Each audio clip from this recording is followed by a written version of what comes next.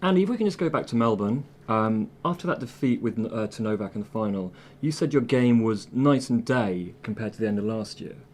Is that just feeling more positive on the court, or is that something more technical?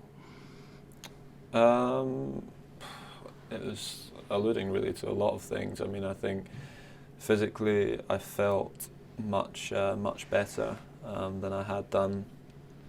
Even at like the U.S. Open last year, and in comparison, obviously with Melbourne the year before, when I'd just come back from my surgery. Obviously, I felt much better coming in to the tournament this year, and I think that showed. And yeah, I felt like on the court, I was just able to play the way that I wanted to play, which again wasn't the case at a lot of stages last year.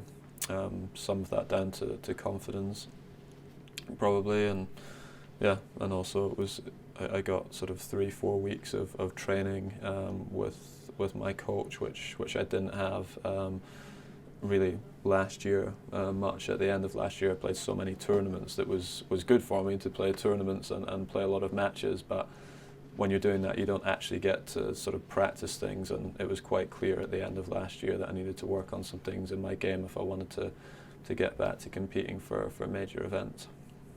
Okay, if we just bring it to here in Rotterdam, a venue where you've had success in the past, back in 2009. What's going to be the key for you this week for you to claim a second title here, considering we've got such a really strong field as well?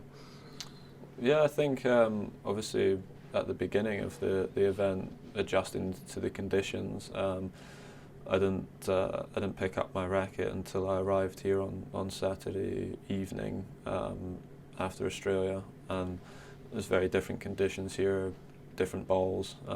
Obviously, playing indoors is different as well. So yeah, see obviously how I adjust to the courts and the conditions, and I play qualifier. I play Mahut in my first match, who is a good indoor player. He likes the quicker conditions, and yeah, try and get through that first one. Cool. And you're back in the world's top four. That must be really pleasing. Do you set yourself targets at the start of the year? Where you'd like to be come December 2015, or? Not in terms of rankings. I think for me this year it's important that I try to maintain a consistent level throughout the year. I feel like last year I was quite up and down with my performances. I think if I can try to maintain the level that I started out the year with in Australia, my ranking will go in the right direction. Whereas last year that wasn't the case at all. So I want to try and focus on that, trying to prepare as best as I can for each tournament, and yeah, treat every tournament like they're the same. That's really the goal for me this year, and if I do that, I believe my ranking will go in the right direction.